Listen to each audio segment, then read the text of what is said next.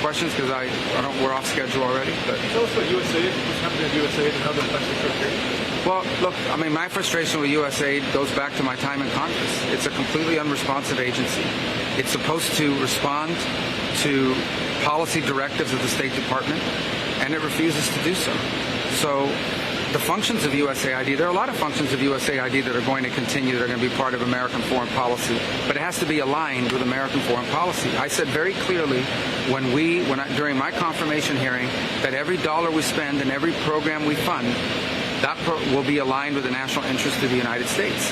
And USAID has a history of sort of ignoring that and deciding that there's somehow a global charity separate from the national interest. These are taxpayer dollars.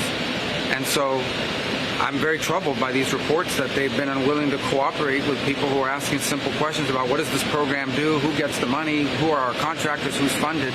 And that sort of level of insubordination makes it impossible to conduct the sort of mature and serious review that I think foreign aid writ large should have. We're spending taxpayer money here. These are not donor dollars. These are taxpayer dollars. And we owe the American people the assurances that every dollar we are spending abroad is being spent on something that furthers our national interests.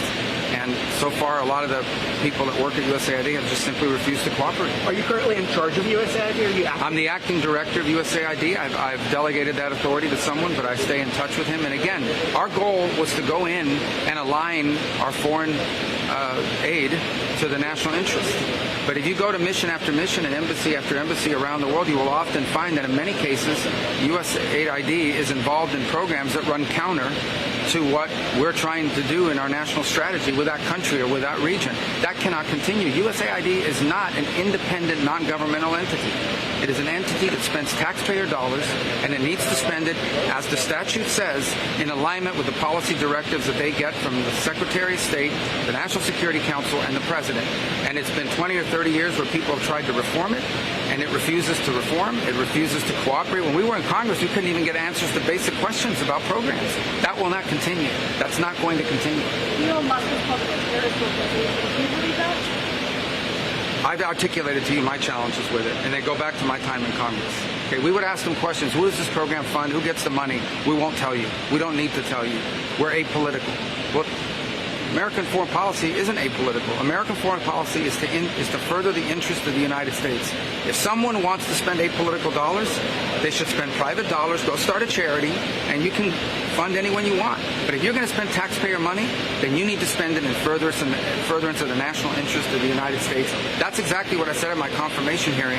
And this is not my frustration. This frustration has existed now for almost a quarter century in multiple administrations that have gone through this challenge. It's going to stop and it's going to end. Can you tell us a little bit about the canal conversation you had with the Panamanian president yesterday? Well, we had a frank conversation. Right. What I expressed to President Molino, look, he's a friend of America. He is. He's a friend of America. Panama is a strong partner and ally of the United States. As the president has articulated, when we turned over the canal, we turned it over to Panama. We didn't turn it over to China. So you get there, and the Chinese control both entries to the port.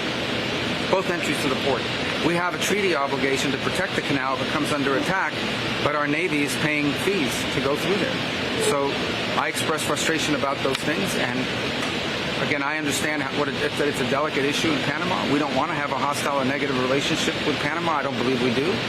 But we had a frank and respectful conversation, and I hope it'll yield fruits and results in the days to come. But are you pleased, or at least encouraged, with his response about looking into this and especially? Well, he's made some announcements about the Belt and Road Initiative, which is good. I mean, they're the first country in Western and Latin America to end their relationship with Belt and Road. We do a lot of other things with Panama that go beyond just the canal. I mean, they've been a great partner on the slowing down the rate of migration on the Darien and coming across the Darien Gap and the like. So I think it was a good visit. Obviously, there's still more work to be done there, but I think it was a very good visit, and it was a worthwhile visit and a very respectful, and it was one that I think is going to achieve potentially really good things that assuage concerns we have. But time will tell. We'll see. But I felt good about it. What's your role on Mexico? The deal with Mexico to pause? Can you talk about? Well, they're going to send 10,000. Yeah, they're going to send 10,000 border agents. The president's expressed his frustration with the flow of fentanyl, and illegal migration. So that's a good step. So the president, I think, has extended it by another month. And I wasn't on the call, but my understanding it was a good call with President Sheinbaum. And we want to have a good partnership with Mexico.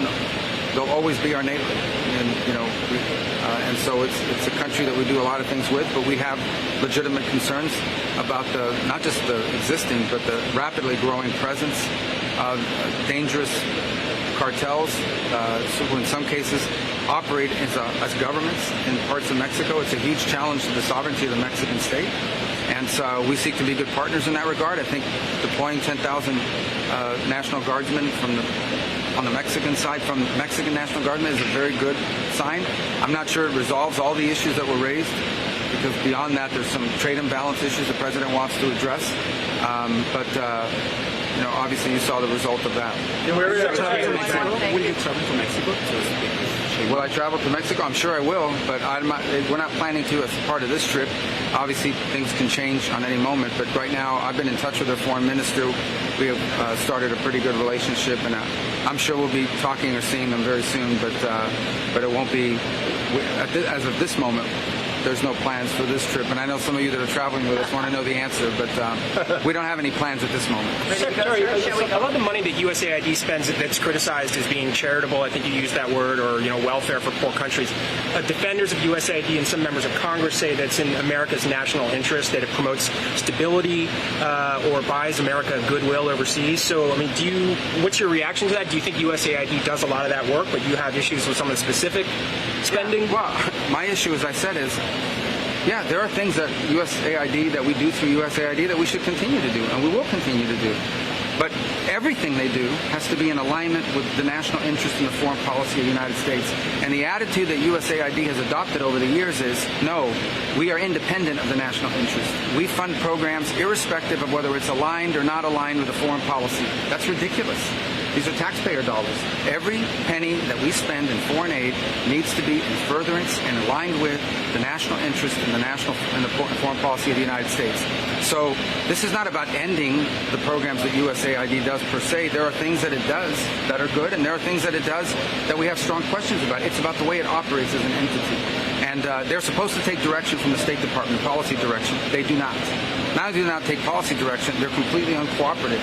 When you ask questions, when you try to go in and find out, okay, what does this program do? Who's getting the money? Why was this funded? Why are we doing this? Why aren't you coordinating with the embassy or the State Department? Their attitude is, we don't have to answer to you because we are independent. We answer to no one. Well, that's not true, and that will no longer be the case. And to whom all right, thank you, guys. Who have you delegated the authority to? Thank you.